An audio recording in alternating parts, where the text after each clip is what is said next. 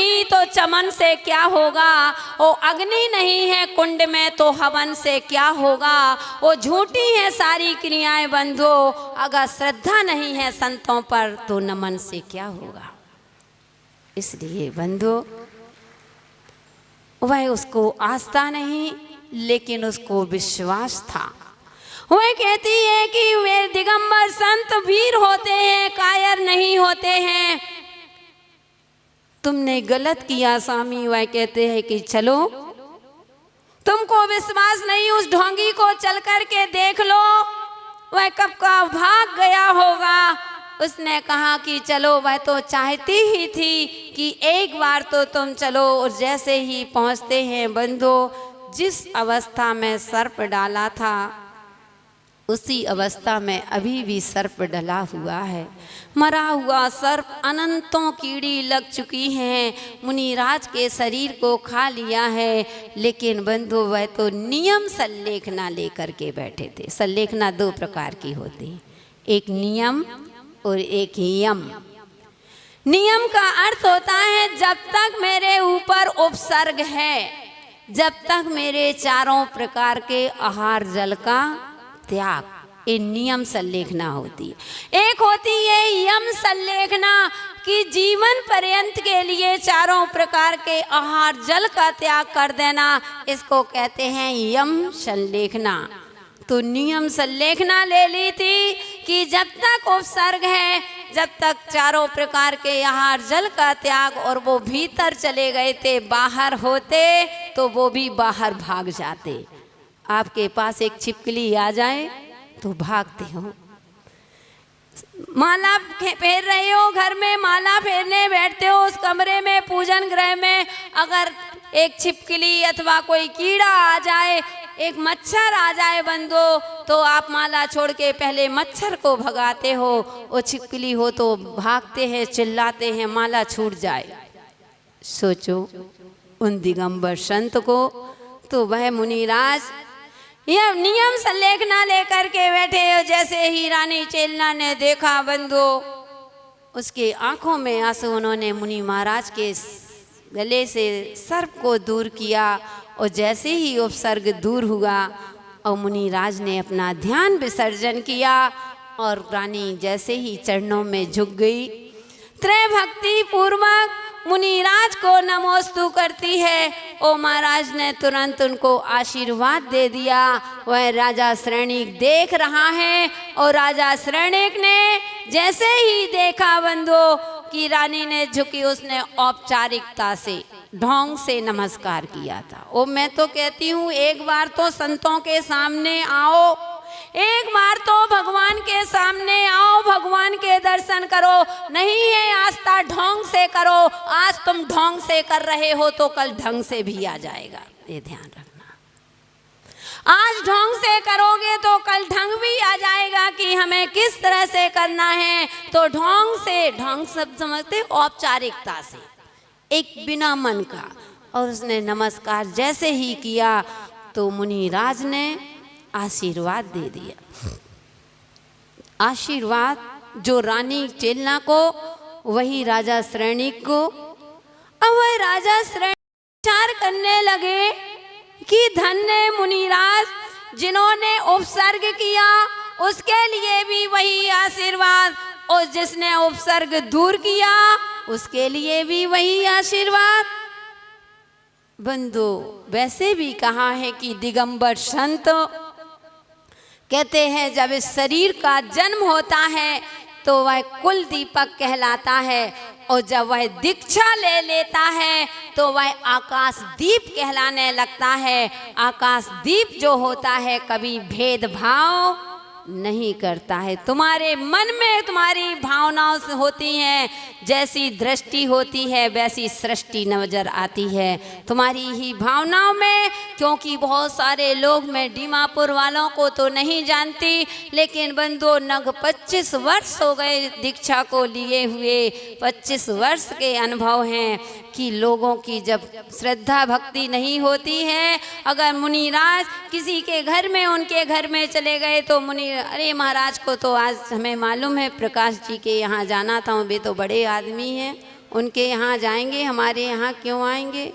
फलाने जनों के वे तो बड़े आदमी हैं, उनके यहाँ आहार होना है, हम गरीबों के पास कौन आता है? बंदो यही तो कह दिया कि श्रद्धा नहीं है संत पर तो नमन से क्या होगा तुमको तुम्हारी ही आस्था को। तो बंदो मुनिराज कभी भेदभाव नहीं करते। वे जैसे सूर होता है, आकाशदीप होता है, आकाशदीप कभी भेदभाव नहीं करता है। कभी किसी सूर ने ऐसा भेदभाव किया है कि मैं फलाने के घर में प्रकाश करूँगा और आपके घर में अंधेरा करूँगा? नहीं। अगर आपने ही सारे दरवाजे बंद कर लो, सारी खिड़कियां बंद कर लो, प्रकाश को कहीं आने की जगह ही नहीं, इन प्रकाश की बात नहीं कर रहे हैं, ये तो तुम्हारे दरवाजा खटखटा के भी आ जाएंगे। आकाशदीप की बात चल रही, तो वह प्रकाश आने का स्थान ही ना हो और फिर तुम कहो कि हमारे घर में हमेशा अंधेरा रहता है और उनके घर में हमेशा प्रकाश रहता है, इसलिए भेदभाव किया नहीं बंधु। इसी प्रकार से साधु संत होते हैं।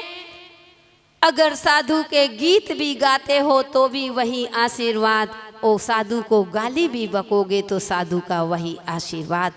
पुण्य और पाप ये तुम्हारे भावों के ऊपर है। तुम संतों को नमस्कार करोगे तो संत को उच्च गति की प्राप्ति नहीं होना, और संतों की तुम अभिज्ञा करोगे तो तुम संतों को नीच गति का बंध नहीं होना है। ये तो आपके ऊपर है। तो मुनिराज ने जैसे ही दिया, वह कहने लगा, विचार करता है कि धन्य मुनिराज, जिसने उपसर्ग किया उसके लिए भी वही आशीर्वाद, और जिसने उपसर्ग दूर किया उसके लिए भी वही आशीर्वाद। ओ बंधु नमस्कार करके वो इतनी गिलानी से भर गया। उसी समय कहते हैं कि जब सर्प डाला था तो महावीर कह रहे हैं कि हे श्रेणी, जब तुमने मुनिराज के ऊपर उपसर्ग किया था तो तुमको 70 नरक की आयु का बंध हुआ था, लेकिन जब इसके बाद में तुम्हें पश्चाताप हुआ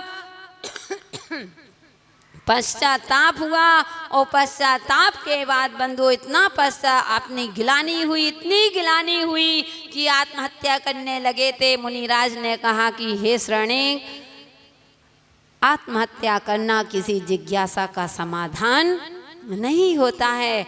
और बंधु उसी समय उनको छायक दर्शन की प्राप्ति हुई थी, तो कौन से नरक में आ गए?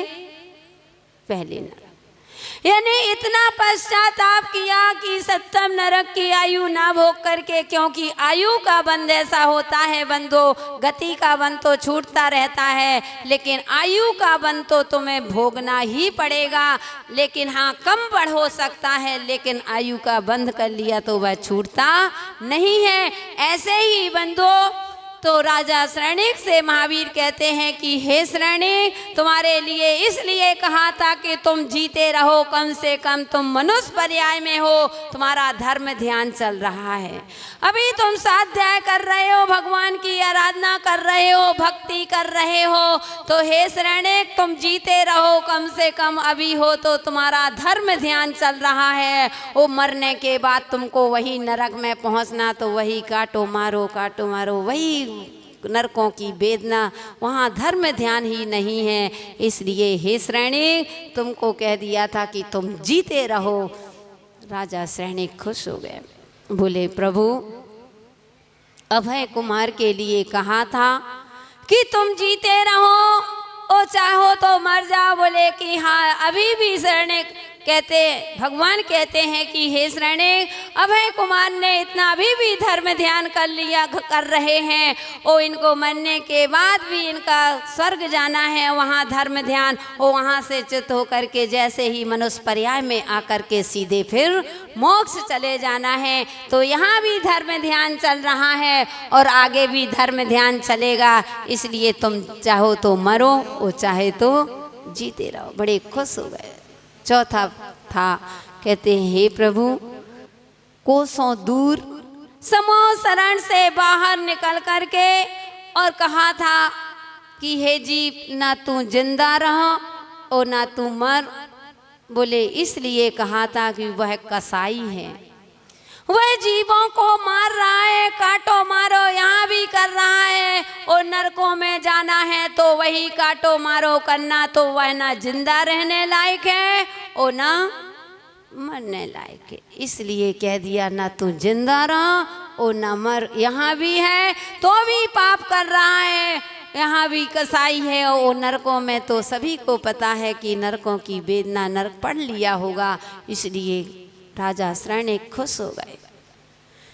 तो यही मैं आज से कहती हूँ बंधुओं, क्योंकि समय ऐसा है कि आज हम दुख में से सुख को नहीं ढूंढ पाते हैं, सुख में से दुख को तो ढूंढ लेते हैं। आज हमारे जेब में 90 रुपए हैं, 90 रुपए का सुख नहीं भोग रहे हैं, लेकिन एन कैन पिकारेण कैसे भी हो 100 हो जाएं, 100 की तलाश में इतने लगे हुए हो कि बंदो 100 के 100 हो गए तो 200, 200 हो गए तो 300। आज दूसरों के देख देख करके दुखी हो रहे हो।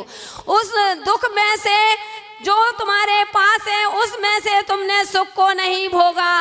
लेकिन अगर कहते हैं कि पड़ोसी के यहाँ 4 व्हीलर आ गई तो तुम्हारी 4 व्हीलर पर नज़र हो गई और तुम 2 व्हीलर का सुख तो नहीं भोग रहे हो, लेकिन 4 व्हीलर पर नज़र डाल करके आप दुखी हो गए। ओ आज का मानव वैसे ही है बंधुओं कि अपने दुख से कम दुखी है, लेकिन पड़ोसी को सुखी देख करके सबसे ज़्यादा दुखी। कहते हैं अपना पड़ोसी का बेटा फेल हो जाए तो दुख होता है, लेकिन पड़ोसी का बेटा पास हो जाए तो और ज़्यादा दुख होता है। संसार है, इसलिए अपने दुख से कम दुखी पड़ोसी। उनका व्यापार इतना अच्छा क्यों चलता है, उनके परिवार में इतने लोग अच्छी बात क्यों मानते, उनके बेटा बहू इतने अच्छे क्यों, तुम्हारी दृष्टि यानी तुम अपना नहीं। इसलिए कह रहे हैं भवात्माओं, यही तो जीवन में, इसलिए तुम्हारा जीवन आज तक तमाशा क्यों बना हुआ है, क्यों आज तक अनादिकाल से कितनी बार मानव पर्याय में आए होंगे, जैन कुल में जन्म लिया, लेकिन आज तक हमारा जीवन तीर्थ क्यों नहीं बन पाया है। इसका हमको चिंतन जरूर करना पड़ेगा। हमको दुख में नहीं, दुख में से सुख को ढूंढना है। आज का व्यक्ति दुख में से सुख को भूल जाते हैं। अगर किसी ने कोई थोड़ी सी बात कह दी, उस बात को लेकर के जिंदगी भर रोते हैं। वही कांटा अपने मन में विकल्प बनाए बैठे हुए हैं कि उसने ऐसा कह दिया, अरे कह दिया तो कह दिया। चिंतन करो कि हमने पूर्व में उनके साथ ऐसा किया होगा तो उनने हमारे साथ कल हमने क्या किया। लेकिन नहीं, थोड़ी छोटी छोटी सी बातों को लेकर के हम दुखी हो जाते, जिंदगी भर दुखी होते हैं। और जब सुख के दिन होते हैं जिससे हम खुशियां ढूंढ सकते हैं, उनको ना ढूंढ करके हमारे आँख में हमेशा आंसू रहते हैं, हमारी मुस्कुराहट चली जाती है। एक बार बहुत बड़ी धर्म सभा लगी हुई थी, ऐसी सभा चल रही थी, धर्म सभा नहीं बंधो, बहुत बड़ी सभा थी। और एक व्यक्ति अचानक उठा और उसने एक ऐसा जोक छोड़ा कि जितने सभा के थे हंसी के कारण से हंस करके लोटपोट हो जाते हैं। इतने सबके पेट दर्द करने लगते हैं और वह बैठ गया। दूसरी बार 10 मिनट बाद फिर वह उठा और फिर उसने वही जोक छोड़ा। इस बार लोग हंसे, लेकिन उतनी हंसी नहीं आई जो पहली बार हंसे थे। तो दूसरी बार हंसी नहीं आई। फिर 15 मिनट बाद फिर वह तुरंत एक वही जोक छोड़ता है तो एक व्यक्ति उठा। इस बार कोई भी नहीं हंसा और वह व्यक्ति उठा, उसने कहा क्या तुम मूर्ख हो क्या, पागल हो गए हो क्या? बोले क्यों? बोले आप, मुझे समझ में नहीं आई, आप एक ही बात को, एक जोक को बार बार क्यों छोड़ रहे हो? तो वह बहुत अच्छी बात कहता है। वह कहता है कि मेरे जोक छोड़ने का एक रीजन है, मैं आपको बहुत बड़ी शिक्षा दे रहा हूँ इसे। अब ढूंढो क्या शिक्षा है। कोई बता सकता क्या? नहीं। बोलो कि क्यों वह कह रहा है कि इससे बहुत बड़ी मैं तुमको शिक्षा दे रहा हूँ, संदेश दे रहा हूँ। उसने कहा इसमें क्या संदेश है? उसने कहा यही तुम्हारे लिए संदेश है, सबसे बड़ा संदेश है, तुम्हारे जीवन को तीर्थ बनाने के लिए सबसे बड़ा संदेश है। तो वह व्यक्ति कहता है क्या तुम फालतू की बातें लगे हो?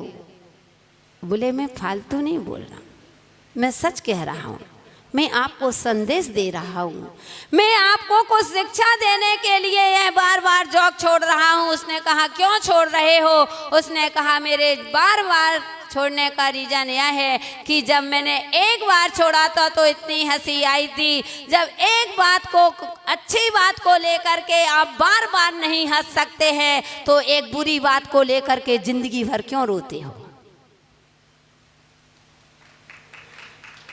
एक बात, जब एक खुशी की बात को लेकर के हम बार बार हंस नहीं सकते हैं तो एक बुरी बात को लेकर के हम जिंदगी भर क्यों बैठ जाते हैं, क्यों कसाय बना लेते हैं, क्यों अपने जीवन को तमाशा बना रहे हैं? ये शिक्षा है बंदो। वो होता भी ऐसा होता ना। आज अच्छी बातों के लिए कहो माता जी क्या करें, क्षयोपशम नहीं है हमारे पास, हम भूल जाते हैं। हम बहुत पढ़ते हैं माता जी, स्वाध्याय भी करते हैं, लेकिन हमारा भूल जाते हैं, याद ही नहीं रहता है। ओह क्षयोपशम क्यों भूल जाते हो माता जी? मैं हमारे पास क्षयोपशम नहीं है, इतना क्षयोपशम नहीं है। अरे भब्बात्माओं, अगर क्षयोपशम नहीं है तो अच्छी ही बात भूलते हो। आज से 25 साल 50 साल पहले तुम्हारे पड़ोसी ने तुमको क्या बुरा शब्द कहा, क्या बुरे शब्द बोले थे, तुम्हारी सासू ने तुम्हारे लिए क्या शब्द बोले थे, तुम्हारे पिता ने या बेटे ने, पड़ोसी ने, रिश्तेदार ने कौन से अशब्द बोले थे? आज 25 30 वर्ष 50 वर्ष भी हो गए होंगे, शब्द वाइज शब्द सुन लो कि हमारे साथ ऐसा ऐसा गलत व्यवहार किया था। याद रहता ना?